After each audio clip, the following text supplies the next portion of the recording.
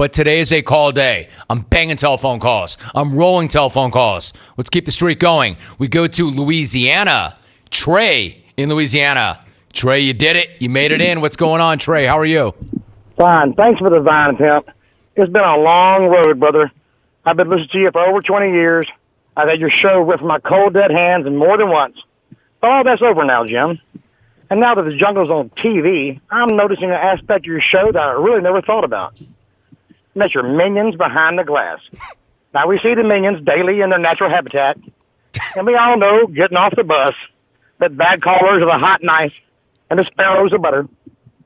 But if you look directly behind the mathematician, you'll see a minion in desperate need of a raise, Jim.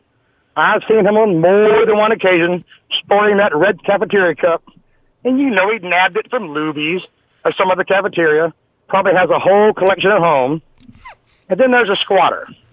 Now, the squatter's only allowed on television once a week. And I'm sure he does a fine job, Jim. But I can't look at him without thinking about that young, nervous, red-shirted ensign of Star Trek who's about to beam down to some planet with Captain Kirk and Mr. Spock. And you know nothing's happening to them. And then there's Alvy. Dude, I look at Alvy, I just want to mail him a sandwich. Elf needs food, badly. And speaking of food, Pimp, I'm sitting here on my days off, watching the jungle, eating lunch, and it occurs to me that lunch of the monkey, ain't got nothing on lunch with a pip in the box. War Rex and Albuquerque's father-in-law for letting him borrow his Rolex so little Rexy could pose with it.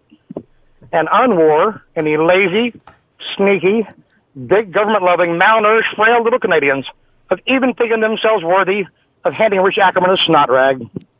And war Lesson Laguna's marching band, jugglers, and mimes not being able to fit into Romy's studio for the smack-off. And last but not least, Romy, war Professor Silk addressing all of his female students and his own mother. Look, brah, I moved to Ragni. Trey, gotta rack him. All right, Trey, nice job. He just obliterated the XR4 Ti. Hey, Rack him. Adam, why don't you join me for a minute? Let's try and decode exactly what he said.